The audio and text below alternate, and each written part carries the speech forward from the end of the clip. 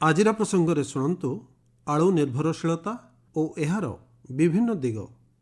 ଆଲେଖ୍ୟ ଓ ଉପସ୍ଥାପନା ଡକ୍ଟର ଶକ୍ତିରଞ୍ଜନ ପାଣିଗ୍ରାହୀ।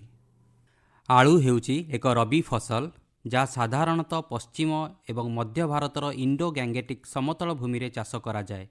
ଏହା ଏକ ବହୁଳ ଉତ୍ପାଦିତ ଓ ସହଜରେ ନଷ୍ଟ ହୋଇଯାଉଥିବା ଖାଦ୍ୟ ଯାହା ଉତ୍ପାଦନ ହେବା ପରେ ତୁରନ୍ତ ସଂରକ୍ଷଣ ଆବଶ୍ୟକ କରେ।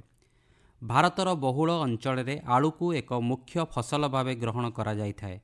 ଏହା ଭବିଷ୍ୟତର ଖାଦ୍ୟ ସୁରକ୍ଷାରେ ଗୁରୁତ୍ୱପୂର୍ଣ୍ଣ ଭୂମିକା ନିର୍ବାହ କରିବାର ଯଥେଷ୍ଟ ସମ୍ଭାବନା ଥିବା ଏକ ମୁଖ୍ୟ ଫସଲର ଆଖ୍ୟା ଦିଆଯାଇଛି।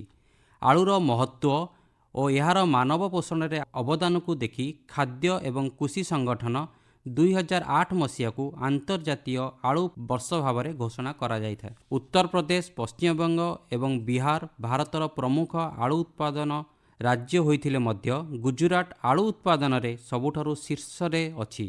ସେଠାରେ ଆଳୁ ସାଧାରଣତଃ ବର୍ଷକୁ ଥରେ ଚାଷ ହୁଏ, କିନ୍ତୁ ଉତ୍ତରପ୍ରଦେଶ ଏବଂ ପୂର୍ବ ଭାରତରେ କିଛି ଅଞ୍ଚଳରେ ଏହା ବର୍ଷକୁ 2 ଥର ଉତ୍ପାଦିତ ହୁଏ। ଏହା ବ୍ୟତୀତ କର୍ଣ୍ଣାଟକର ନୀଳଗିରି ଅଞ୍ଚଳରେ ବର୍ଷକୁ 3 ଥର ଆଳୁ ଚାଷ ହୋଇଥାଏ।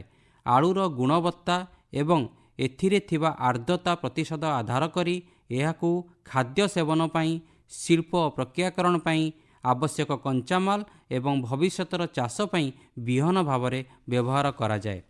ଆଳୁ ଉତ୍ପାଦନରେ ବିହନ ହେଉଛି ଗୁରୁତ୍ୱପୂର୍ଣ୍ଣ। ଆଳୁ ବିହନର ମୂଲ୍ୟ ନିୟମିତ ଭାବେ ବୃଦ୍ଧି ପାଉଛି। ଏହା ମୁଖ୍ୟ କାରଣ ଭାରତରେ ଆଳୁ ଉତ୍ପାଦନ କ୍ଷେତ୍ରରେ ବିସ୍ତାର।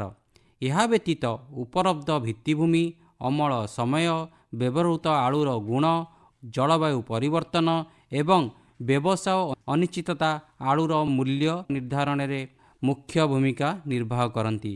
ରାଜ୍ୟ ବିଶେଷ କରି ଓଡ଼ିଶାରେ ଆଳୁର ବଢ଼ୁଥିବା ମୂଲ୍ୟ ଭବିଷ୍ୟତ ଏକ ଚିନ୍ତାର ବିଷୟ ହୋଇପଡ଼ିଛି।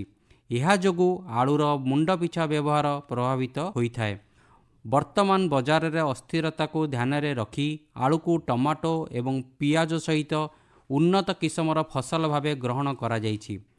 ଅନେକ ରାଜ୍ୟ ସରକାର ଶୀତଳ ଭଣ୍ଡାର, ମାଇକ୍ରୋ ଜଳସେଚନ ବ୍ୟବସ୍ଥା ଏବଂ ସୂର୍ଯ୍ୟ ପ୍ୟାନେଲ ରହିବା ପାଇଁ ସବସିଡି ଦ୍ୱାରା ଆଳୁ ଉତ୍ପାଦନ ଓ ଉଦ୍ୟୋଗଙ୍କୁ ଆବଶ୍ୟକ ସହାୟତା ପ୍ରଦାନ କରୁଛନ୍ତି। ଅନେକ ସମୟରେ ଆଳୁ ଉତ୍ପାଦକମାନେ ସେମାନଙ୍କ ସାମଗ୍ରୀ ଓ ଉତ୍ପାଦର ଅନ୍ତରାଜ୍ୟ ଗତିବିଧିରେ ସବସିଡି ମଧ୍ୟ ପାଇଥାନ୍ତି। ଦିଲ୍ଲୀ, କାନପୁର ଏବଂ ମୁମ୍ବାଇ ହେଉଛି ଆଳୁର ପ୍ରମୁଖ ବଜାର। ଆଳୁର କମ୍ ପ୍ରତିଶତ ବିଦେଶରେ ବିକ୍ରୟ କରାଯାଏ। ଆନ୍ତର୍ଜାତୀୟ ବଜାରରେ ଭାରତରେ ବିହନ ଆଳୁ ପାଇଁ ବେଶୀ ଚାହିଦା ରହିଛି।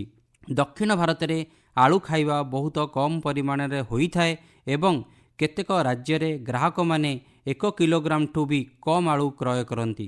ଅନେକ ସମୟରେ ଉଭୟ ଟେବୁଲ ଆଳୁ ଏବଂ ପ୍ରକ୍ରିୟାକରଣ ଆଳୁ ଗ୍ରାମୀଣ ବଜାରରେ ବିକ୍ରୟ ହୁଏ। କେତେକ ସମ୍ପ୍ରଦାୟ କେବଳ ଗୋଟିଏ ପ୍ରକାର ଆଳୁକୁ ପସନ୍ଦ କରନ୍ତି। ଏହି ଅସନ୍ତୁଳନ ଭାରତର ଆଳୁ ଉତ୍ପାଦନ, ଦର ଏବଂ ବଜାରକୁ ପ୍ରଭାବିତ କରୁଛି। ଚୁକ୍ତିଭିତ୍ତିକ ଚାଷ ଏକ ନୂତନ ବଜାର ଆଧାରିତ ପଦ୍ଧତି ଯାହା ଆଳୁ ଉତ୍ପାଦନରେ ମାର୍କେଟିଂ ସୁବିଧା ପ୍ରଦାନ କରେ।